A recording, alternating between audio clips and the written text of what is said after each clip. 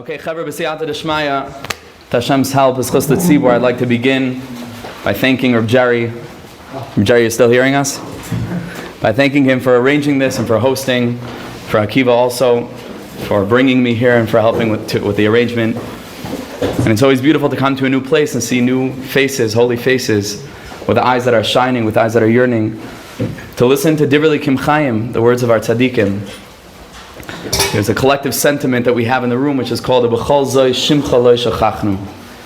after all the thousands of years of exile and all the pain that all of us have been through collectively as a nation and individually as individuals in our own personal journey, to come to a place and say, at the end of all of this suffering that we've been through, Master of the world, we keep on coming back. Is there any greater limud zchus than that? Can HaKadosh Baruch Hu ask for any more, that we're still trying, that we still stand up, and we still make the effort to come out to listen to the words of Torah? That's the biggest limud zchus in my humble opinion. So that alone, it's worth it just that we're all here. If HaKadosh Baruch Hu just brought us to our Sinai and didn't give us the Torah, that would have been enough. The topic that we have tonight, really, we're talking on the car on the way here, it really takes about 3 weeks of shiurim to cover. And if you think 6 pages of notes was a lot, you should see the amount that I had to cut out. So I had to get it down to this amount. With HaKadosh Baruch Hu's help, the Siyata D'Shmaya, we should be zeicha to cover this idea which is so foundational and fundamental, not just to Avodas Hashem, but to life in general, as we're going to see. And just for the purpose of arranging in our mind to understand the seder of what we're going to be doing tonight, we're going to start with a piece from Kedushas Levi. We're going to have a question and a difficulty in understanding exactly what it is that he means to say. We're going to then embark from Berditchover, we're going to travel to Chernobyl to the Meor Einayim, and using the Meor Einayim, Rebbe Nachman and the Kedushas Levi to Berditchover, back to Berditchover, we're going to understand one layer of understanding in that initial piece from the Kedushas Levi, and then we're going to embark on a deeper understanding from notes 5 and onward. Okay, so let's begin this journey together. B'siyata d'shmaya. Says the Heilige Kedushas Levi in his Drus L'Shvuos, Nish'alti b'Medinas Lita. I asked in the Lithuanian area, in the Lithuanian country, on one of his travels, Mipnei man nikra Chag Shavuos b'Shem Atzeres. Why is Shavuos in the Lashon of Chazal called Atzeres? V'haloi loy nizkar b'Torah Shem Atzeres rak Shmini Atzeres. The Torah doesn't call it Atzeres. The Torah doesn't call it Atzeres. Only Chazal called it Atzeres. The only place that we find this word Atzeres in relation to a Chag is Shmini Atzeres in the Torah. Where do we come out that Chazal are calling Shavuos Atzeres? Where does that name come from? He says, I gave 3 answers. We don't have time to do the first 2 now, so we're going to skip to Oifana Gimel, to the 3rd answer. Hu al pi divrei haramban. He says it's founded on an idea, a famous idea from the Heilige Ramban, Shapirish al Pasuk, that he gives an understanding of the Pasuk in Shir Mati Iru Mata Eros Hava Shetechbat. It's a difficult Pasuk to translate, like all the Pasukim in Tanakh. But basically, at least according to Rashi's understanding, is that Klal Yisrael is talking to the nations of the world and saying, Mati Iru Mata Eros Hava, do not try to awaken my love, meaning the Jews' love, for anything else but HaKadosh Baruch Hu, because Ad Shetechbat, because I'm always desiring HaKadosh Baruch Hu. So don't try to awaken my love for other things, because at the core we love Hashem. That's it. That's the understanding, the simple understanding. Says the Ramban, a deeper understanding. Upirish, the Ramban says, if all of a sudden I'm walking on the street or I'm sitting in a business meeting and all of a sudden is awakened within me a feeling of love toward HaKadosh Baruch Hu, a feeling of awe, and just a feeling of this sort of existential feeling that lifts me up out of that mundane situation, and I just feel engulfed with the spirit of an expanse, of a greater feeling than what I'm focused on, what I'm busy with. Says the Ramban, as I take it from miyad yiralashas lakli, immediately at that moment, again if possible and if appropriate, at that moment you need to make a vessel for this feeling.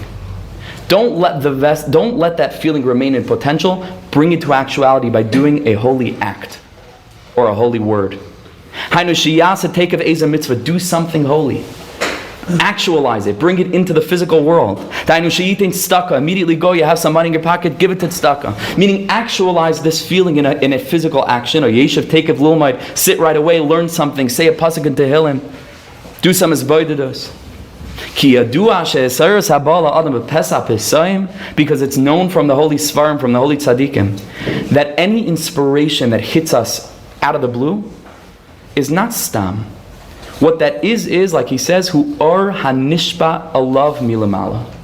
There is a great light that's shining on you. It's like, you go to a concert and all of a sudden the spotlight turns on, and that's what's happening from God's perspective, is that all of a sudden, out of the blue, HaKadosh Baruch Hu decided that he's turning the spotlight on me for a second. A great light is filling my life. Bechinas neshama, v'nikra bechinas neshama. There's something called almost like an extra neshama like we have by Shabbos. An added measure of spirituality is infused within me. As I tzarech adam l'albisha b'guf. So he says, like any neshama, a neshama can't just float around the world and do its thing. What does it need? It needs a body. We need to take that hisarus, we need to take that feeling, that inspiration, and give it a body, make it physical, allow it to remain with me. So it should have a foundation. So it shouldn't just hang out for a little bit and then it'll leave if it doesn't have that foundation. Like those who know the deeper things understand. Says the Berditchover, that's what the Pirish, according to the Ramban, is of this pasuk in Shir Hashirim. Mata iru umata oiras ahava. Says the Ramban, if a person feels a te'iru, miloshen is orurus, a person feels an awakening of ava, of love for HaKadosh Baruch Hu, ad shetechbatz. Chayfetz means two things. It can mean to desire, but it could also mean a chayfetz is like a kli, is like a vessel, something physical. Says the Ramban, mata'iru mata'irus ahava. If automatically a person feels within himself these great light, this spotlight from heaven shining on him, what should he do? Ad shetechbatz. Make it a chayfetz. Put it into a vessel, put it into a kli. All the tzaddikim say the same thing. Rebbe Nachman says it. All the tzaddikim say this idea of automatically that a person has opened in his heart this light, this door. Make it physical, make it practical, do something with it. Because the word chayfetz means a vessel. This inspiration that comes upon a person suddenly, immediately, a person needs to see to it that he makes a kli, that he makes a vessel for it. Ad kan l'shoyna, he says the Berditchover, this is the meaning. These are the words of the Ramban. He says an interesting thing. Af she'im zel l'shoyna mamish. It's not actually what he says, but this is what he says, as Berditchover says. Okay, so here we come to the point. Says the Heilige Kedushas Levi, such a deep idea. Standing at the foot of Mount Sinai, mamish, the revelation that's going to shake the world, that all other religious thought is extending from this moment of revelation, when a channel is opened between this world and the world above, and the heavenly perspective is being gifted to mankind in this moment. Can you imagine what kind of inspiration there was in the air? Beyond, blows your mind, right, to even think about it. Says the Berditchover, I'll say it outside and then we'll read it inside. Where was the vessel? What mitzvah was there at that moment that was shaykh, that was specifically connected to the event of Har Sinai, that was enabling this hisorus, this feeling of ava and yira to stay with them? What mitzvah was there? Who wants to venture a guess? Torah. The Torah, true, but the Torah wasn't given yet. It's before the Torah. We're talking about the ava that was there before any mitzvah. So what's that? Unification. That's beautiful. The Kedush Levi doesn't say that, but that's beautiful. The achdus, that all of them were standing there. That's stunning. Maybe the achana for the Torah? The achana also, but I want a maisa at that event itself. Okay, so let's see what the Berditchover says. So he says, we had nothing to make a vessel to allow this hisaris, this inspiration to remain with us. Listen to this, a counterintuitive, crazy thing. You have to say that the vessel that Klal Yisrael were making for that inspiration at that moment, the mitzvah that they had at that moment was to remain behind the boundaries. The boundaries of what? The boundaries that Moshe Rabbeinu said. He said you have to stay around the fence so that they couldn't go up the mountain. That mitzvah is the kli for all this unbelievable ava. Shehizir Moshe Rabbeinu olav Hashem, that Moshe had warned them, shelo liga bahar, not to touch the mountain. Ve'emoy netzare miliga, that they held themselves back from touching the mountain. This mitzvah allowed for there to be a vessel for this ava and yira to remain. And with this he answers the original question of why Shavuos is called Atzeres, is because what does the word Atzeres mean? to be held back. Ne'etzar, right? Ne'etzar, to be held back. Says the Berditchover, the essence of Shavuos therefore is being held back. Now, does anybody else struggle with this? But this blew my mind the first time I saw it. Shavuos, you think of like, I just want to run up the mountain, I want to receive the Torah, I want to learn, stay up the whole night, I want to do everything, I want to finish Shas, And the mitzvahs hayoim of Shavuos, hinted to in its title, is atzeres, is to be held back, is to hold myself back. How do you understand such a thing? It's the most counterintuitive thing. Tisha B'Av, I want to be netzar, I want to sit on the floor, I want to be held back. Shavuos? This is the essence of Shavuos, is standing behind a boundary. Let's travel to Chernobyl to get it to the Meor Einayim. The Meor Einayim says a beautiful thing. Usfartem lachem, this is from last week's parasha, Emor. And the Heilige Chernobyler, Rebbe Nachman of Chernobyl says, Usfartem lachem chavivim Yisrael shenitem lem kli chemda. Talking about the mitzvah Sefiras HaOmer, which we just did. Says the Mishnah in Pirkei Avos, Chavivim Yisrael shenitin lahem kli chemda. Klal Yisrael are so beloved to HaKadosh Baruch Hu. You know why? Because Hashem gave them kli chemda. What does kli chemda mean? A desirable vessel. Like kli chemda, a vessel of desire. A beautiful, sweet vessel, nechmad, chemda. Desirable. What's that referring to? The Torah. Like the Mishnah says further. It's referring to the Torah. HaKadosh Baruch Hu gave Klal Yisrael a kli chemda. Chiba yiseir nadas lem, and it continues and it says, Hashem extended toward them an extra, an added measure of chiba, because He gave to them this kli chemda, this desirable vessel of the Torah. Klal adavar, says the Meor Einayim, let me teach you what this means. The general rule in life is, Shehatainuk tmidi einoi tainuk. Okay, this is a basic rule of a mature adult. Tainuk tmidi, a constant pleasure loses its pleasurable nature.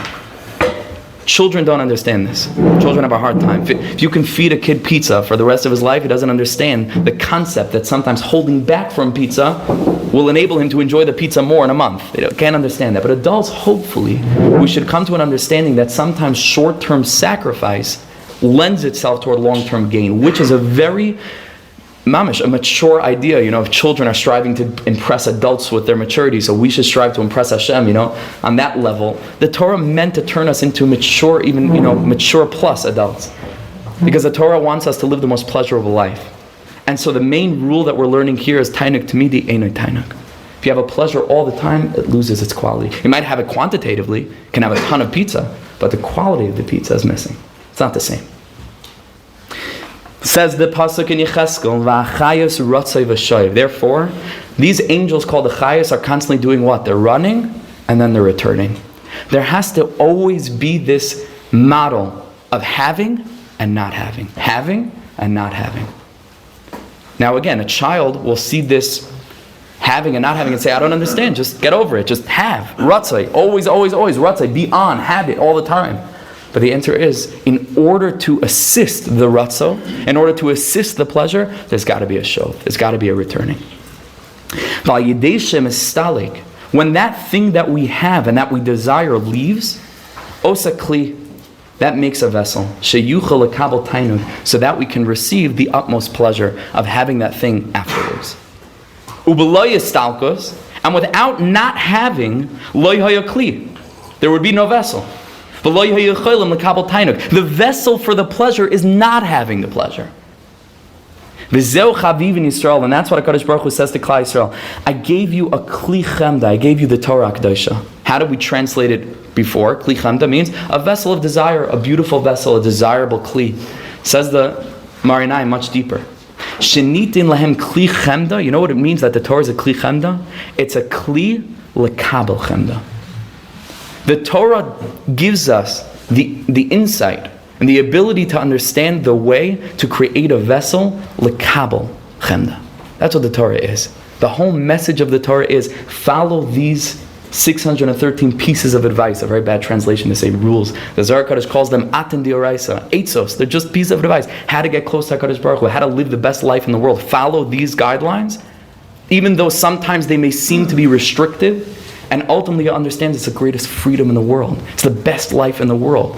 Sometimes we can't understand that even us adults who do know this rule sometimes lose it and we don't get it. And we have to come to Amunah, to believe that Kadosh Baruch Hu said, you hold back, it's going to be better for you in the long run. We're going to see a prime example of that coming up. This is what Kli Chemda means. Kli Lekabel Chemda. Zeu Chibi Yisera Sheyicholim Lekabel Tainug. That HaKadosh Baruch Hu wanted us to have the most pleasurable life in the world, and so He gave us a Kli, which is the Torah. Lekabel Chemda teaches us how to make this vessel. Umi B'sari Echsel Lokai. He says we can see this in our own interpersonal relationships and in our own experience in this world. Kidi Isa b'Medrash, a famous Medrash that says Lekach Amra Torah Nida Titma Zayin Yam. That's why men and women are separate. Certain parts of their relationship are separate. Zayin Akim, that the woman is counting 7 clean days in which they are separated from one another physically. Says the Medrash, why? Kadeshi Yischabeb al Baila, so that she should be even more precious to him afterwards. It's the Medrash. And the Medrash here is teaching us this model. A person wants to have the utmost pleasure qualitatively, hold back for a bit. Remove yourself for a bit.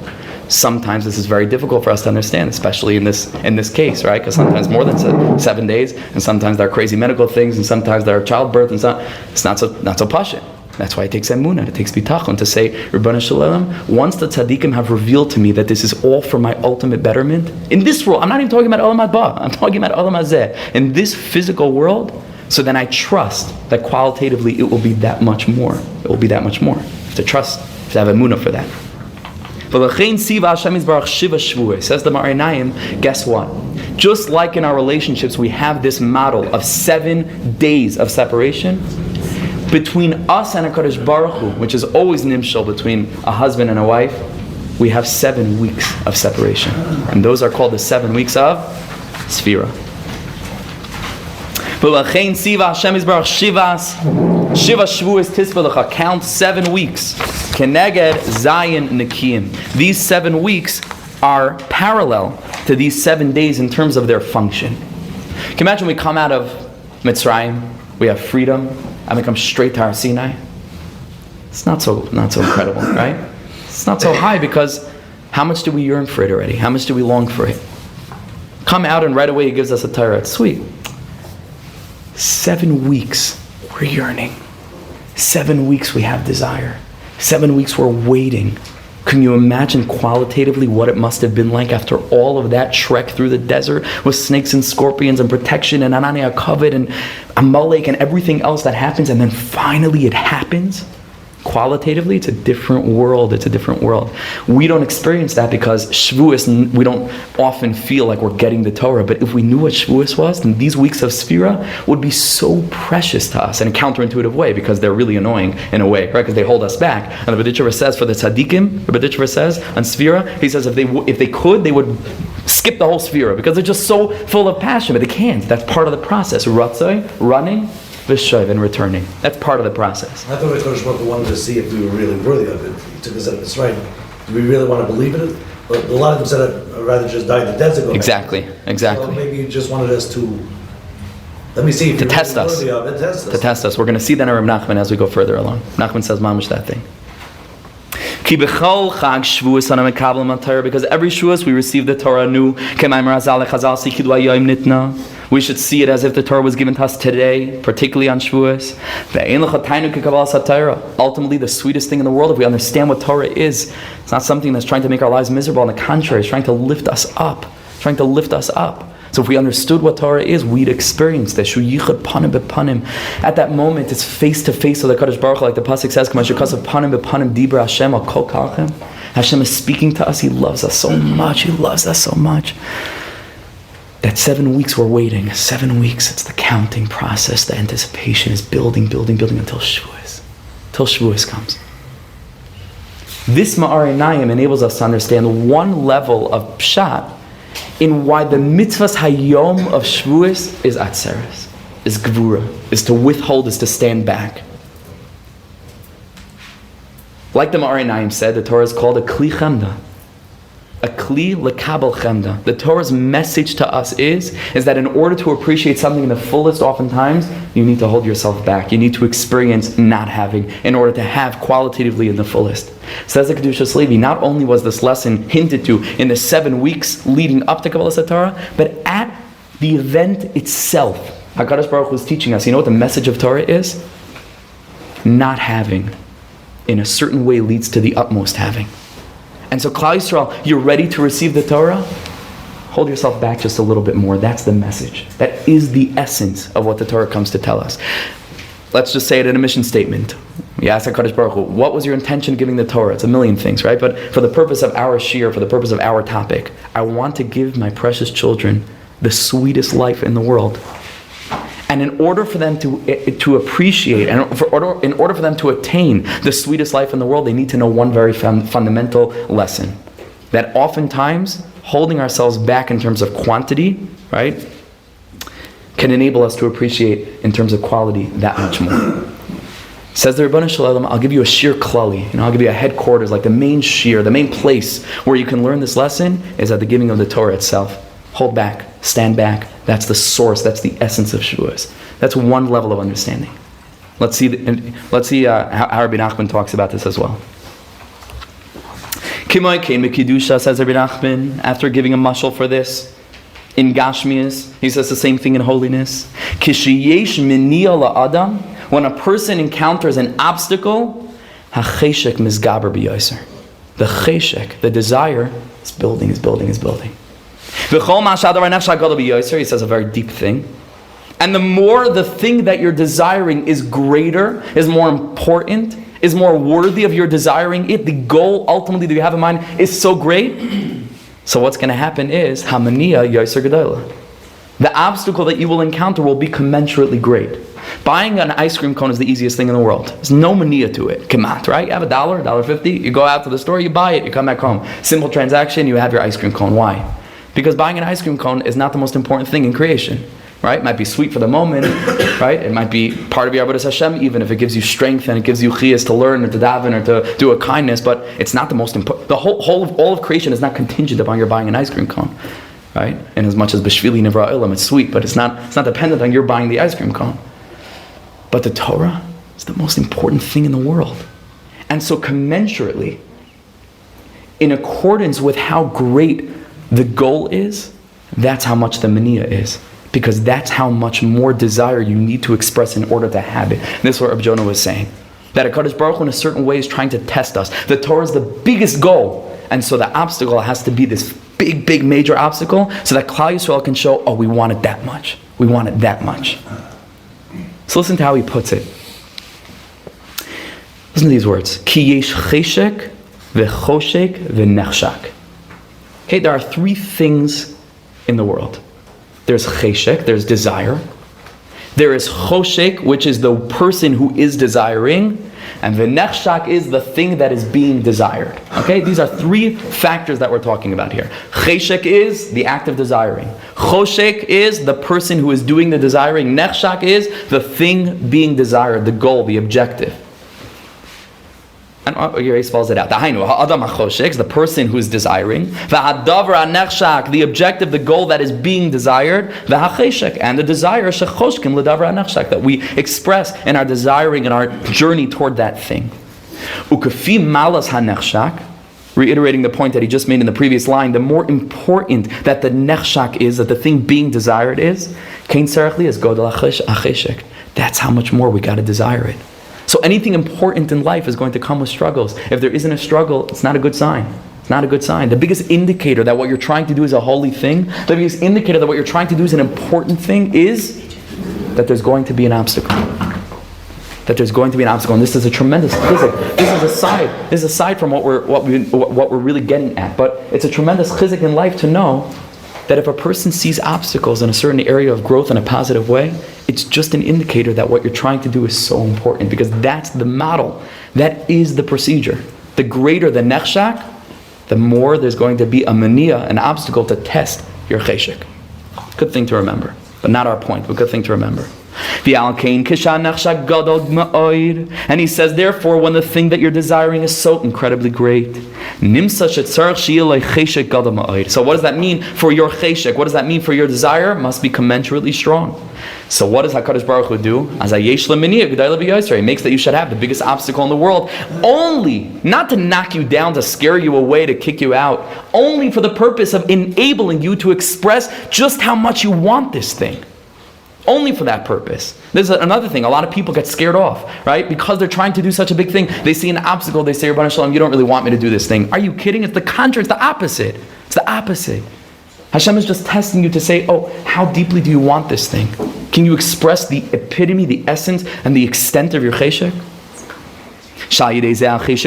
Because he says the more obstacle we have, the more we have the opportunity and the ability to express our cheshek. Because again, the more the obstacle is strong, the more desire we have. In the context of the Meor Einayim's teaching, it's very beautiful also. The Torah, like we said, is the ultimate objective of the world. It's the most important thing that ever happened in existence, arguably. Kemat. It's Kabbalah Torah. Right? Changed the game forever, till the end of time.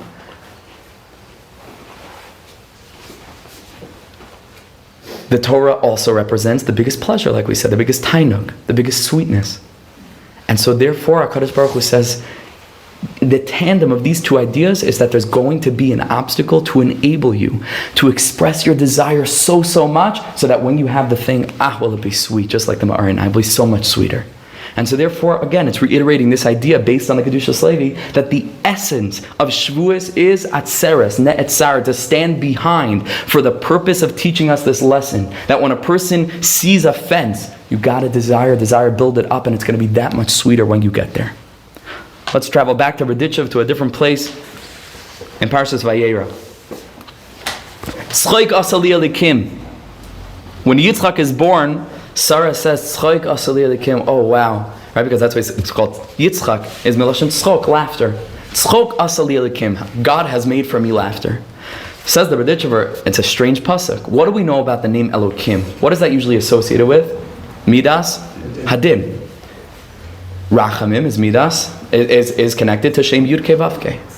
In this glorious moment, where she finally has a child after 90 plus years of waiting, and the joy is just not to be believed. Don't you think that it should have said Tzchok Asali Yud Kei Vav Kei? What's Tzchok Asali Elokim? The Midas Hadin caused me joy? Midas Harachamim caused me joy. What's happening here? So already we know the answer based on what we're saying. Says the Berditchover. He says the kavanah of HaKadosh Baruch Hu that he caused Avram and Sarah to have their baby at the end of their lives, the Isik Nusam. And not the way that everybody else has, B'shnei Urim, like most people have in their early days, is Kedesha Titztar al Zeh, so that they should feel this pain for the purpose that afterwards the joy will be that much greater. Now again, if you'd ask most people and stop them in the street, what would you rather? Nobody would take this option. Nobody, and maybe rightfully so. We don't live in this headspace so much. But retrospectively, from a HaKadosh Baruch Hu's perspective, Sarah would look back and say, I wouldn't have it any other way. I wouldn't have it any other way. Wouldn't have it any other way. Tzchoik asali, the tremendous joy that I have, the tremendous laughter that I'm experiencing now, is who made it for me? Elokim. The midas hagvura that prevented this thing, or me from attaining this thing for so many years, that's what gives me tzchok now. Tzchok asali, who gave me tzchok? Elokim, midas hadin. Ki adavar shaba b'naka b'lisham tsar, ein bo simcha. It says anything that's easy, it's no joy. Anything in life that you, like we said, you buy an ice cream cone, you forget about it an hour later. But something you worked for, something you toiled over, something that was hard for you, and that you overcame the boundary because your cheshek, because your desire, your cheshek was that much stronger, was so strong for the nechshak, for the thing being desired that it overcame any mania, that brings joy. V'zeh perish, tzchok asali elokim. Midas hadin created the tzchok for me. Perish elokim b'chinas din. Shemana mimeni pri-bitni. That middah of Gevurah that held back from me this pre-bitni, having children, ad ata zman rav, for such a long time, asali tzchok v'simcha. Now I see that was what enabled me to experience this measure of joy. Now again, would a person choose this Probably not. But like I said, Sarah at this point comes to this hasaga, in this moment of rejoicing that it had to be this way. It had to be this way. This is all one level of understanding. So far, any questions? So far, it's clear. Okay, so now let's make things unclear, okay? Let's go one step further. And with this, we really need siyata d'shmaya because it's such a deep idea, and there are so many other sources that I wanted to include for clarification purposes, but there's not so much time. And so we really need, I'm begging HaKadosh Baruch Hu, he should give us siyata d'shmaya v'schus l'tzibur that we should understand this idea. Says the Heilige Rebbe Nachman of Breslau, schus yagon aleinu. Ki oisiyos b'li nekudas is kaguf b'lai nefesh. Listen to this. It's an unbelievable idea. Letters without vowels, without nekudot, without nekudas, is like a body without a soul. Why? Because if a person wasn't totally fluent in the Hebrew language, that he already knew which nekudas belonged with which word, and he just saw a bunch of random letters stringed along without any vowels, he would not be able to pronounce the word. He could tell you this is a beis, this is a vase, but he can't pronounce the word kiguf if you don't have those nekudas. And so that's what a body is without a soul. A body is, it's there, a dead body, Rahman al-Atzlan, at the end of 120, the body is there, but it's Belina Sham. It can't be pronounced. It can't move. It can't come to expression. It can't be animated. Keguf b'lai nefesh. She'ein lem shum tenua. Those letters that are without an os, that are without a nekuda, have no tenua. They have no animation. They have no movement, no vitality, no vibrancy. B'lu b'li nefesh. Right? It has no soul. It has no spirit. V'hanekudas. He says. So what gives the letters life? Is the nekudas, right? The nekudas. Says Rebbe Nachman, what does nekudas represent? That's the mashal. But in the nimshal of our lives, if a human being is a os, he's just a letter, what represents his nekuda? What is it that brings us to life? Everybody wants to know. Torah. What's that? The love for Torah. Absolutely. And that's very much connected with what we're saying. We're going to say even something that's stronger a little bit to the core of that answer. What is it that gives us animation in life? Not even just spiritually. I want to talk just practically. We're going to talk about relationships. What is it that brings us to life? Says Rebbe Nachman. V'hanekudas, those points within our letters that bring those letters to life, hina ahava v'hakisufim, is love and yearning. Love and yearning bring the human being to life. Give him animation. Give him purpose. Give him meaning. And he says it's a pasuk in Shir Hashirim. We're going to talk more about this outside when we see the other sources. We have to move. Nikudas hakesef. The pasuk says in Shir Hashirim, which means Nikudas hakesef, really points of silver, but sequins, right? Silver sequins. Says Rebbe Nachman, oh, it's much deeper. Nikudas hakesef. Says Rebbe Nachman, you know what kesef means? Silver. But what it also is related to is the word kisufim, which is longing and yearning. Says Rebbe Nachman, you want to know what nikudas are? Nikudas hakesef. The nekudas of your life have to be bound to kesef, which is kisufim, yearning. If you want to bring your letters, your otherwise unlively letters to life, nekudas, hakesef, it's the kisufim. It's the yearning and the desire for something that brings the present to life. Forget about the future, the present. V'hakisufim heina nefesh. And the kisufim and the yearning for something gives you soul. B'bechinas, the pasuk in Tehillim says, nichsefa, I yearned v'gam kolsa, and I just longed nafshi, which literally means my soul yearned and longed. But it says Rebbe Nachman deeper. You want to know how to create nafshi? You want to know how to bring yourself to life? Nichseva v'gam kolsa. By yearning for something, by longing for something, by desiring something, by appreciating something. Nafshi. That gives birth to the osio, to the nekudas, to your osios. That brings your letters to life. The ikar is havas hanefesh. So he says, therefore, the main creation of soul, vitality of life force, comes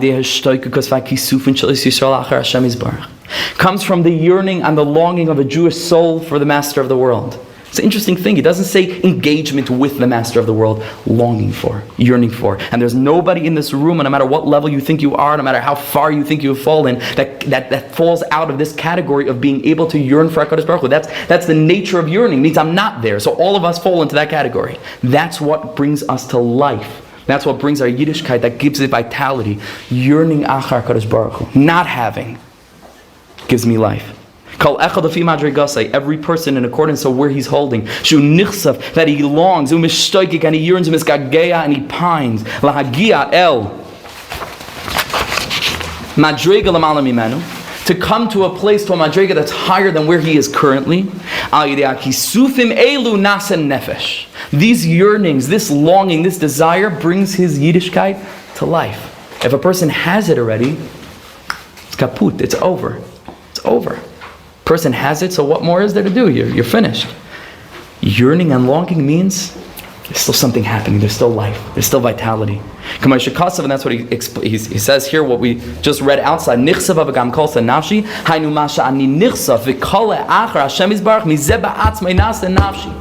Through longing and yearning after HaKadosh Baruch Hu, this creates nafshi, my soul. And here he says the most mind-blowing thing in the world.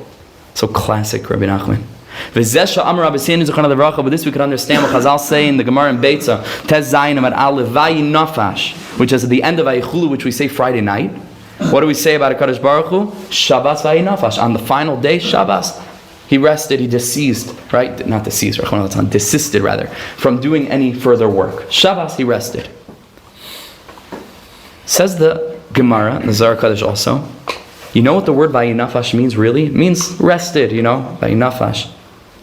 But he says, Kivon Sheshavas, once Shabbos is over, Vayinafash is Vay, woe, Avda Nefesh. I have lost the extra soul. Vayinafash, Vay, like a lashon of mourning, Avda Nefesh. Shabbos leaves and I lose my neshama yisera. It's back to the work week. It's out of the bliss of spending time with family, spending time with the Kadosh Baruch Hu, spending time with myself, shut off with to shut off all the phones and everything else. Shabbos leaves, it's right back to the to the daily grind. Shabbos vay of the nefesh, vay of the nefesh. Says Rebbe Nachman, it's an unspoken question. When do you think that we should say this? At the end of Shabbos. We should say this by Havdalah. This should be part of Havdalah, right? At the end of Shabbos, after Shabbos is leaving, I say Shabbos vay nefesh. Once Shabbos is over, vay of the nefesh. I lost my soul. Says Rebbe Nachman, why are we saying it Friday night by Kabbalah Shabbos? Because that way you could appreciate the Shabbos more. Exactly. This kid is on fire. Mamish. Look at this. Come to Dagan. I don't know the secret treasures that are hidden here. Shabbos vay nefesh. Says Rebbe Nachman, we're going to read it inside in a second, but says Rebbe Nachman, it's not despite the neshama yisera leaving at the end of Shabbos that I'm saying vay of the nefesh in the beginning of Shabbos.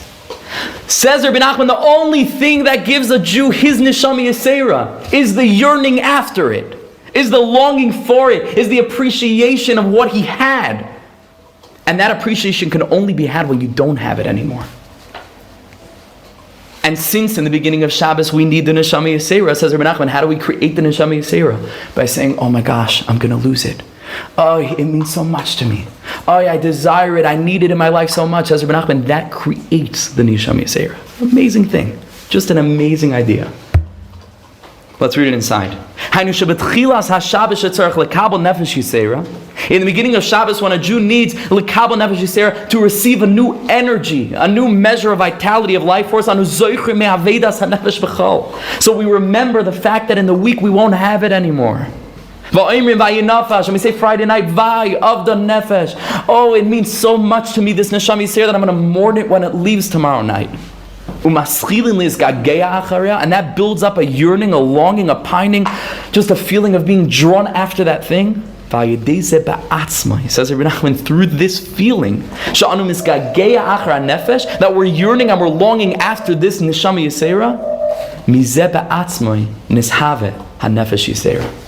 through this itself is created the neshama yisera. Just an amazing, amazing idea. Such like a paradoxical, strange idea to think about. The very creation of the neshama yisera comes from saying, oh, I'm going to lose it. And that's what gives it to me. Crazy.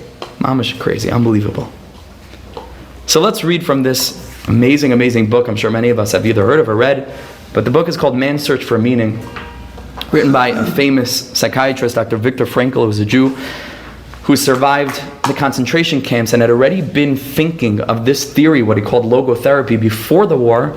But really, it came to expression. He got to prove his ideas in the craziest, most extreme circumstance possible And then after the war, he proceeded to go around the world teaching. I think this book sold 7 million copies or something, in however many languages. It changed lives, mamish. Now, the premise of logotherapy is, in contradistinction with many other therapeutic schools, Freud, Adler, which primarily see man's basic energizing drive as a drive toward either lust or physicality or pleasure.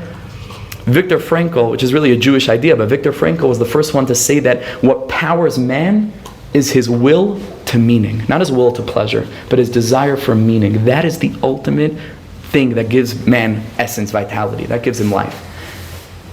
And these ideas came to be proved in the Holocaust, that in order to survive mamish, he found that those people that had something to yearn for, those people that were still connected to faith enough that there would be liberation, that they would have a life afterwards, people who were working on a project, people who had a relationship to rekindle, people who still had that hope, they survived.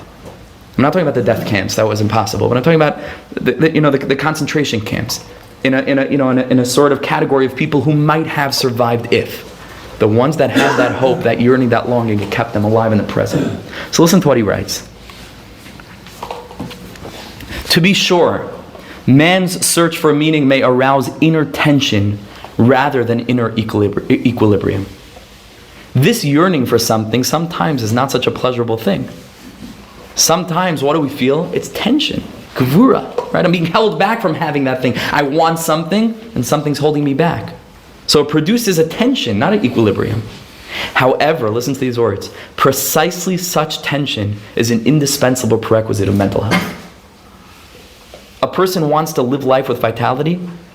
The way to get there, as Mamash Rebbe Nachman said 100 years before him, Hishavos HaNefesh, what gives you life in the moment, is yearning, is tension, is not having. And that gives you life. That gives you life.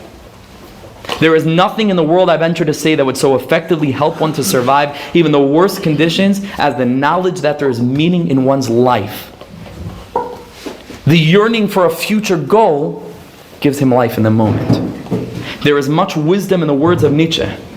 He who has a why to live for can bear almost any how. Let's think about that. Let's say that again. He who has a why to live for can bear almost any how. This sounds familiar to us? This is what Rebbe Nachman said in the first piece. Cheshek, choshek, nechshak. Right? And I put it over here, you could see on the sheet. The why, in Rebbe Nachman's terms, is the nechshak, the thing that you are desiring.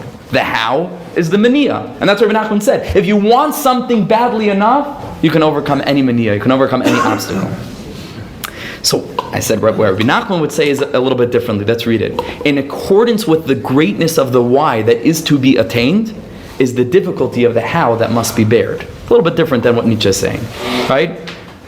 He says he who has a why to live for can bear almost any how. It's like, Rahmanis, he has to bear the how in order to get to the why. Rebbe Nachman says, no, it's not you have to bear it. That's the metzias, right? The greater the why is going to be the how that must be bared. Not that he can bear it. You must bear it in order to reach that why. And here he continues, I consider it a dangerous misconception of mental hygiene to assume that what man needs in the first place is equilibrium, or as it is called in biology, homeostasis, a tensionless state. Man does not need a tensionless state. What man actually needs is not a tensionless state, but rather the striving and the struggling for a worthwhile goal, a freely chosen task. And this is what Rebbe Nachman means to say. How can I bring myself to life in the moment? Is the tension, is the gevurah of not having. And that gives me the ability to live the moment in its fullest. What he needs is not the discharge of tension at any cost, but the call of a potential meaning waiting to be fulfilled by him. And here we travel to Ishbitzer, to the Heilige Meor Einayim, to the Zion of the Ishbitzer, and the house of Ishbitzer, from which Reb Tzaddok, Lublin, which we're going to travel to next, B'ez Hashem, came. Says the Heilige Meor Einayim, Hanu kizeh haya ikar brias ha'adam. This was the whole purpose for the creation of man. You could read it that way, but you could read it deeper. Kizeh ikar brias ha'adam. This is the continual creation of man. That he should be yearning all the time to increase. That was what the purpose of the creation of man, and that's what creates him in the moment. V'zeh Indian, and he says an amazing thing. The Gemara in Brachas that we're familiar with says, Gedolah shemusha shal Torah yosim elimuda. Shimusha shal Torah, which means serving Torah purposes, right? Supporting Torah, or serving a Talmud Chacham. Shimusha shal Torah is even greater than learning it. Says the Meor Einayim something deeper. He says, you know what Shimusha shal Torah is referring to? Shimusha shal Torah nikras hatshuka. The yearning for Torah, the yearning for success in Avodas Hashem is gadol milimuda, is even greater than actually learning. The yearning for it is greater than the having. The not having, that tension state which is necessary, like Viktor Frankl says, for a person's emotional health, like Rebbe Nachman says, that gives him life in the first place, is greater than the actual having. That state of not having. And in the second volume, he explains this in Vayishlach.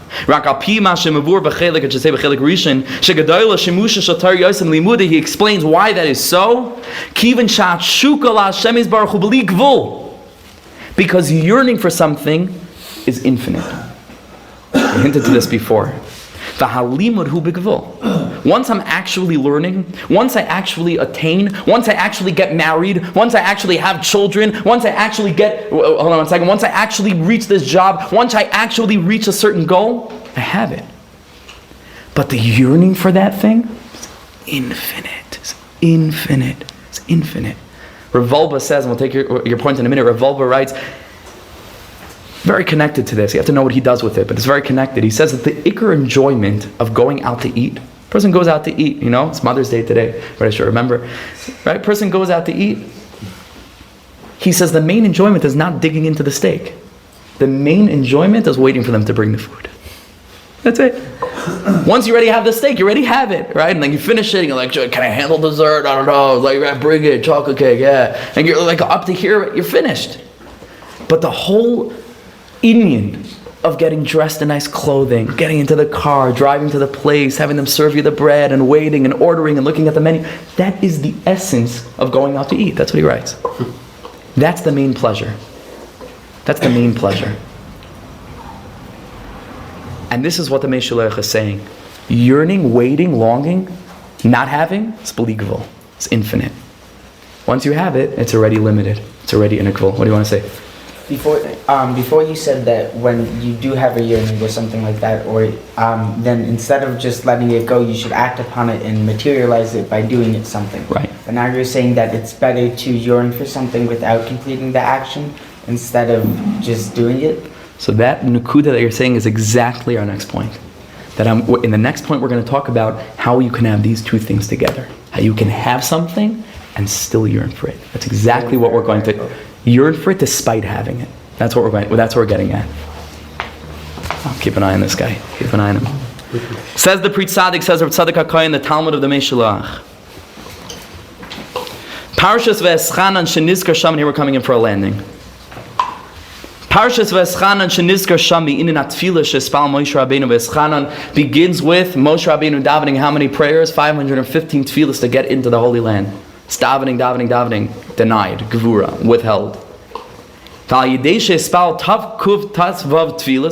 515 tefillas, communion v'eschanan, like Chazal says, the gematria of the word v'eschanan, kedei sheyichnes la'aretz, in order to get into the land, says Reb Tzaddok, that's why Karin Tamid b'Shabbos Nachamu. That's why we always read Parshas V'eschanan on Shabbos Nachamu.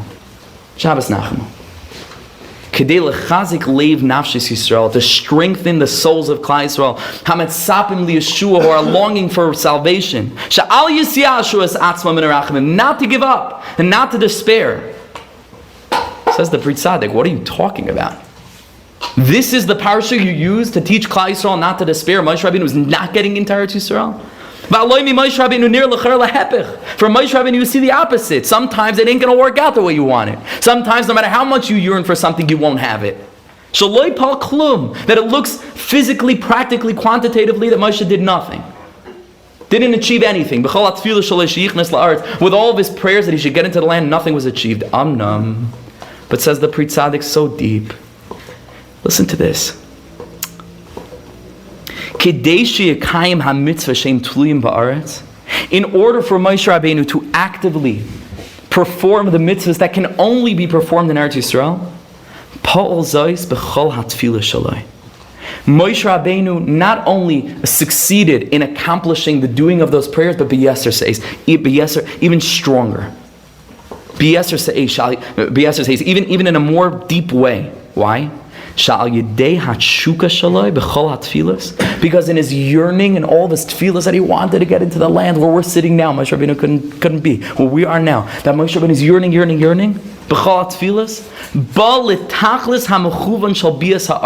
He arrived at the inyan, the qualitative inyan of coming into Eretz Yisrael, even more on an even greater level than if he had actually gone in. You think Moshe Rabbeinu had Eretz Yisrael the least because he couldn't get in? Moshe Rabbeinu had Eretz Yisrael the most because the yearning is what gives it to you. Unbelievable thing. And he says, we already explained in different places, that when a person has this yearning, this desire for something, so he's clearly coming from his Rebbe, the Meshilach, that taught that why is desire so great? Because it's infinite. So when a person yearns for something, he attains that thing in a certain way, in a certain bechina, in a certain aspect, ad b'li gvul, infinitely more, mima, using myself on the sheet here, mima, sha'oise b'poyel, more than he would have had that thing if he had actually done it, because that is only limited to the action itself. And that's why we're always reading this parsha in Shabbos Nachamu. This is so amazing for us. It's so important to know this.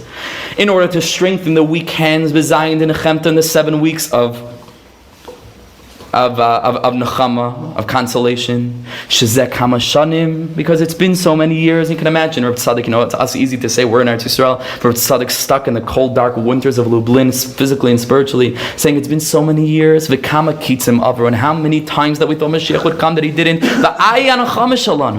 So where's our consolation? We'll never have Eretz Yisrael, we'll never have Mashiach, we'll never have the Beis HaMikdash. All the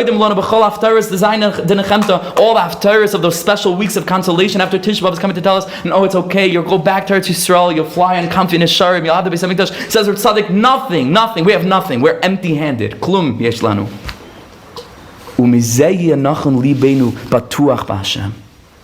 Says Reb Tzaddok, we read Ve'eschanan, which is the teaching that Moshe Rabbeinu, through yearning for Eretz Yisrael, had Eretz Yisrael more than if he would have had it if he had gone there. We read that on Shabbos Nachamu to teach that our tefillas don't return empty, not for some time in the future, but for the present moment. That we're constantly davening Yerushalayim, Ircha Berachim Tashuv. Master of the world, bring us back to Yerushalayim. Even though we don't have that actually in actuality, let a person not become down, let a person not become discouraged. Because in truth, all of the tefillas of the souls of the Jews from all of history, bring a person in a spiritual manner, in a qualitative manner. Every person in accordance with his yearning. Yes, in a certain way, when you're davening Yerushalayim Ircha in Poland, that you don't have Yerushalayim, you don't have the Holy Wall, and you don't have the Beis HaMikdash, you have it in a deeper sense. Because your yearning for it and your appreciation for it, in a certain way, allows you to taste it even more than if you were to actually have it. That a person should feel the nechama. And here he brings from the Gemara in Sanhedrin, whoever mourns over the broken down temple, he has the opportunity to see its rejoicing. So that seems pretty strong, right? Because how many tzaddikim yearned, mourned for Yerushalayim and never saw the Beis HaMikdash? What are Chazal promising here? They haven't seen it. Says Reb Tzaddok, oh, they have. He says that Chazal is not talking about Asad Lava in the future. It doesn't say in the future they'll see. What does it say? They are currently seeing. In accordance with their longing and the yearning that they feel in the deeper inner recesses of the Jewish heart. In that moment, He is zochet to experience the Beis HaMikdash. He's zochet to taste that avoda of the Beis HaMikdash. Liyazraya umargish b'libay b'simchasa b'b'china simchu tzadikim b'Hashem. And this on a deeper level, as Chazal tell us, when's Mashiach born? On Tisha B'Av. Crazy thing, counterintuitive. Mashiach's born on Tisha B'Av. Tisha B'Av is the worst day. But in a crazy way, sitting and mourning on Tisha B'Av and yearning for what we don't have is the birth of Mashiach. It's the birth of Mashiach brings the spirit of redemption into the world. So before we get to Reb Shlomo, and with this we'll finish, on a relationship level, okay, and this was the question that was asked before, just so to the point, so like, you got it, you nailed it, hit the nail on the head. When it comes to relationships, I want to talk shalom bayis, and then it goes with children, it goes with friends, it goes with anything important in our lives. Mazel tov, you got married, right? Mazel tov, a person had a child. Mazel tov, something that a person yearned for happened. That moment represents the end and the beginning. It's the end of the desiring because you have it, and it's the beginning of the actuality of having it. But what happens in terms of a relationship with children, with spouses, with friends, anything, with Eretz Yisrael, with Hashem, what happens when we have it and we lose the desire for it? It dies. Can't last. Doesn't have nitzchias. Doesn't have that eternal nature. Fizzles out. Let's just, for example, a person wants to be a Meor Einayim. I want to guard my eyes. Master of the world, I've been working on it for years and years and years. I'm davening, Rebbe Nachman, please give me the strength, please. And every time he falls, he's building new gedarim and new filters and new things. And then, he got it. Something happens. Right? So they say, miketz. A person comes to the end of darkness. He got there. In a certain way, it's beautiful. It's the best thing in the world. But in a certain way, something dies at that moment. Because the desire that enabled you to have that thing in the moment is no longer there. The secret of life, chevra, mamish, the secret of life and the secret of eternal quality in relationships, be it a spiritual relationship with Hashem, relationship with spouses, relationship with children, relationship with friends, relationship with Eretz Yisrael, relationships with whatever's meaningful in your life, is that even when you have it, don't stop yearning for it. Even after marriage, don't stop being engaged. We all remember what that's like to be engaged, right? Very quickly that phases, it fizzles out. What's the secret? And the secret is one word: gratitude. Gratitude. Gratitude enables a person to preserve in the present the feeling of desire that he no longer has, right? That he had in the past. Gratitude enables him to preserve that. In a relationship, if I constantly am reminding myself of what it felt like not to have, if I constantly bring myself back to that state of not having, to that situation, the experience of lack, in the moment, that brings what I have to life. That reinvigorates what I have. A lot of people in the relationship with Hashem, the first time we put on tefillin, think about that, right? Oh, how exciting that was. And then like a week later, it's like, how quickly can I get it off, What happened? What happened? We stopped being engaged. We got married. We stopped being engaged. We stopped being grateful. We stopped entering somewhere in the deeper recesses of my mind into a place of Gevurah, and therefore we lost the Netzach. We lost the Nitzchias. Eretz Yisrael, just had a Yom Ha'atzmaut, right? To appreciate what it means to sit here, I guarantee you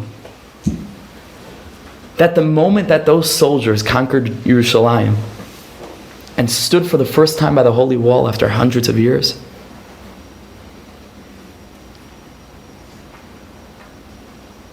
that standing by the wall was stronger than any subsequent standing by the wall. Because afterwards, we have it already. So of course, you pop down to the kotel, Some Israelis, they'll ask you directions for the kotel. They're never there in their life. Because we know, at least in the back of our mind, we know it's there, So it's like, when we need it, we have it, So you lose it. So the goal always is to be grateful. The goal always is to bring myself back to the place of Gevurah, that even when I have it, I still yearn for it. I still desire it. I still remember what that experience of not having was like, because if you think about it in a crazy way, having is still missing something. The experience of not having, right? You can't ever fully have something, because if you have it, then you no longer have not having. So you have to recreate the not having, and then you fully have it. That brings it to life. That creates the tension. That creates the striving, the desire. That gives my osios nekudas. Is this clear? It's such a hard idea to express, but I hope that I'm getting it across. And that's why it's so important in a marriage with kids, is to always look at your wife, to look at your children, to look at a sefer, like you did the first time. Somewhere, somehow, reawakening your heart the experience of not having, and remind yourself, if I were to lose this thing, what that would feel like. What that would feel like. No matter how difficult the moment is, if you can bring yourself back to that Gevurah, if you can bring yourself back to that fence around Har Sinai, that will enable that relationship to have nitzchias. Because in that engagement period, your wife can't do anything wrong. Your spouse, nothing. Nothing she does is a problem. You love everything, all the little quirks that drive you nuts, in a couple of years. Nothing wrong. And the secret of Yiddishkeit is that even after you get married, even after you consolidate, even after you don't have to lose that engagement. You don't have to lose it. You can still go back there.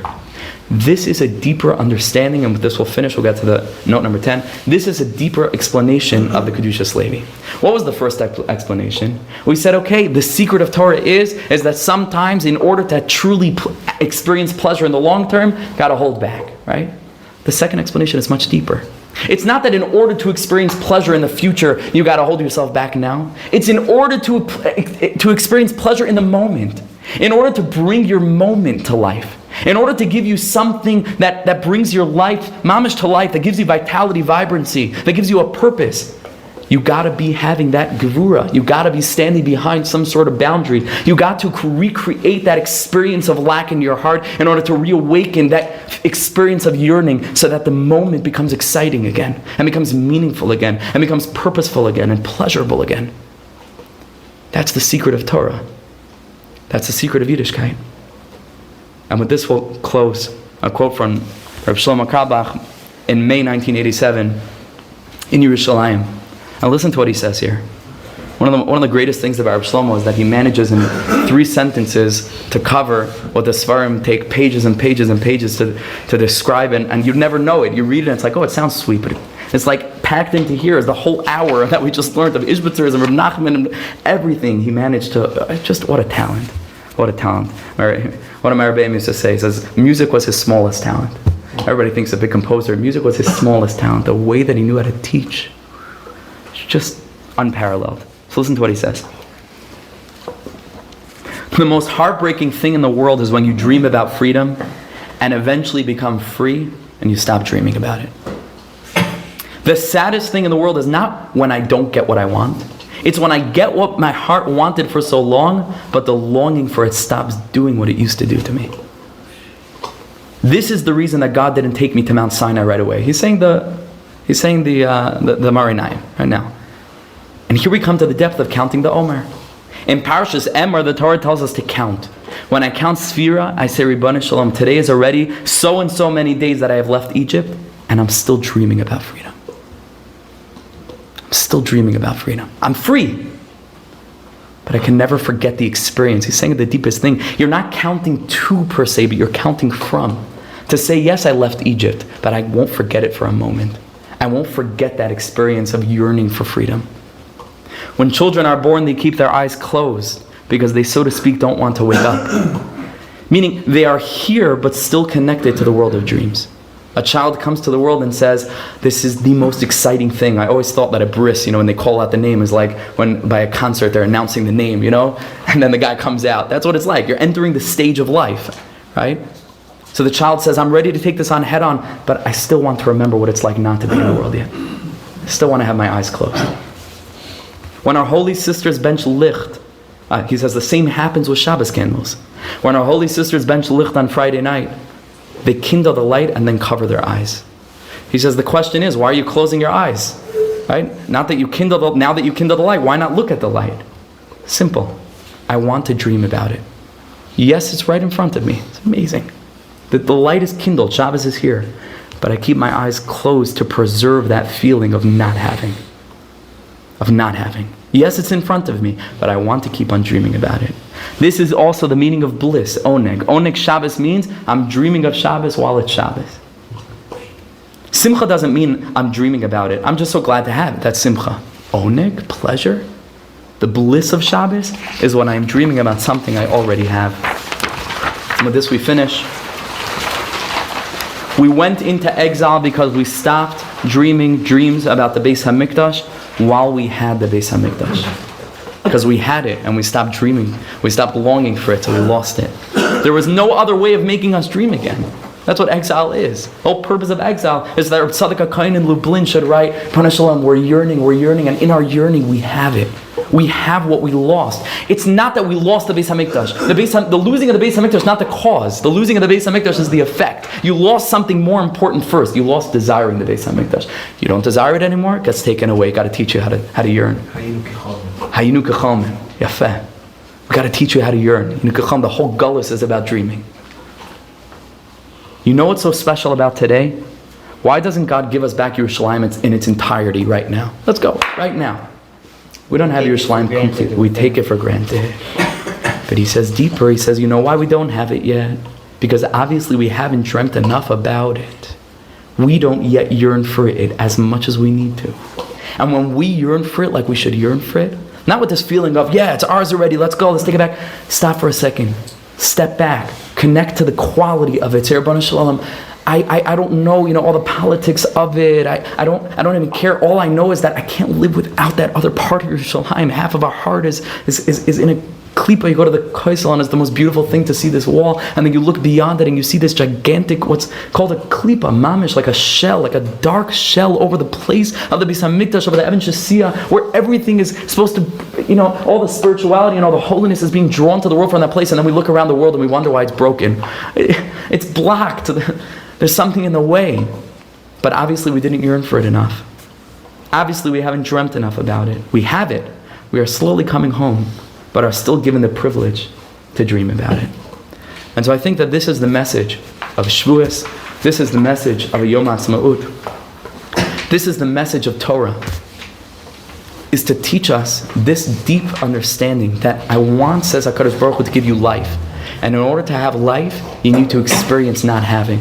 And in order to experience a longevity of a relationship, a nitzchias, you must tap into Gevurah. You must tap into boundaries. And that's tonight is Gevurah Sh'b'Netzach.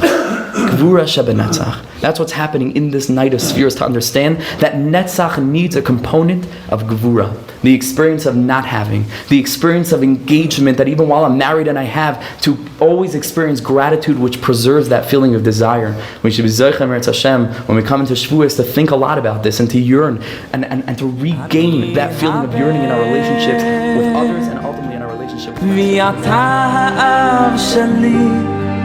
שכל כך אוהב אותי האב שלי מלך חי וקיים על כל נשימה שאני